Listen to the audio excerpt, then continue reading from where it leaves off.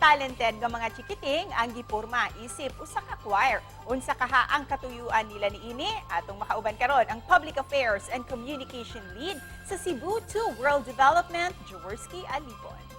Maayong buntag, mahubayan aga, ug dayon din sa among programa sa GMA Regional TV Live. Kindly greet all our kapuso karong buntaga. Hello, maayong buntag ug maupay nga aga sa tanan ng tanaw nato karong buntaga.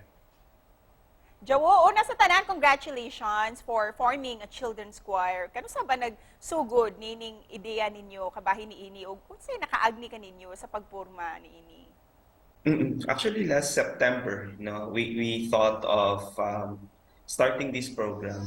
Kay kining diri sa carbon redevelopment project manggod nato, both hardware and soft ito, hard and soft. No? The hard is the physical structure katong atong mga itukod, no, mga i-redevelop sa carbon market, but the soft is the community, no, and that's what we are here for. And basically among nahunahunaan ba nga as we get to redevelop the carbon, we also want to empower the community at the same time.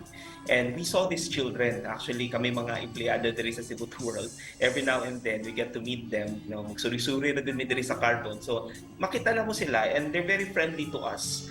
So we thought nga, why don't we just create a project that's really for them, because we want them to make their time worth it.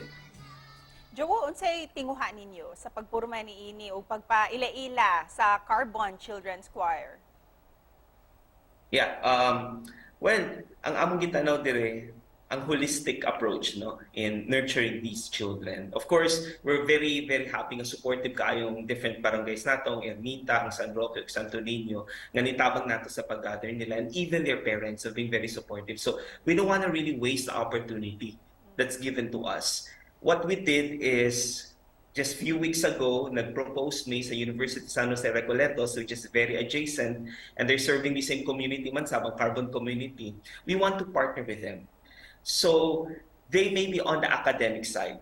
Ang amo lang yun i-finalize na karon ang memorandum of agreement, because ganahin ni nga mutabang sab sila in such a way nga katubitaw like ang mga speech modules, mathematics modules, naman good sila. I mean, they have the expertise, no? They have the modules. Sa amo lang, we provide them with whatever is lacking, like the logistics and other resources, the venue and all. So, holistic, and even kining values formation.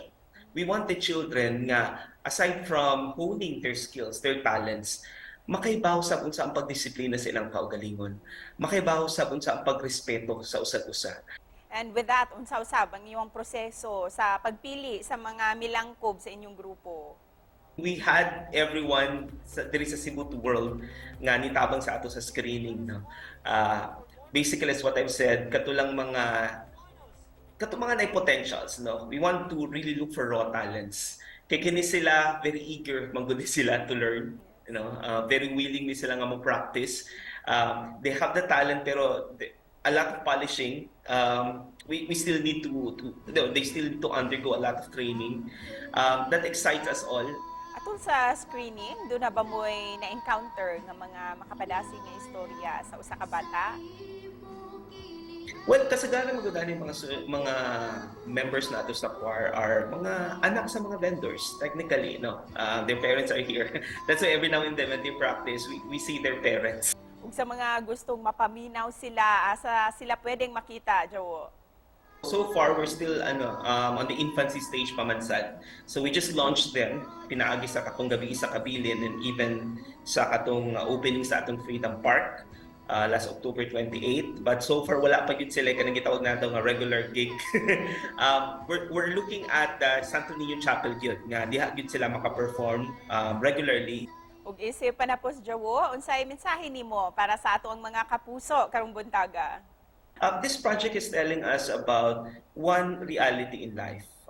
If you would really want to make a change in your community, in your environment, you have to make it happen. No, you cannot just sit down there and make your own comments and that's it. No, you have to really make it work, no, technically. So kami, katong nakakita kami sa mga bata, and we saw na there's a need for us to do something, there's a need for us na to help them in one way or another. we thank the different stakeholders. Of course, no man is an island. No? Ug daghang salamat kanimo, Jawo, for initiating this project. Thank you.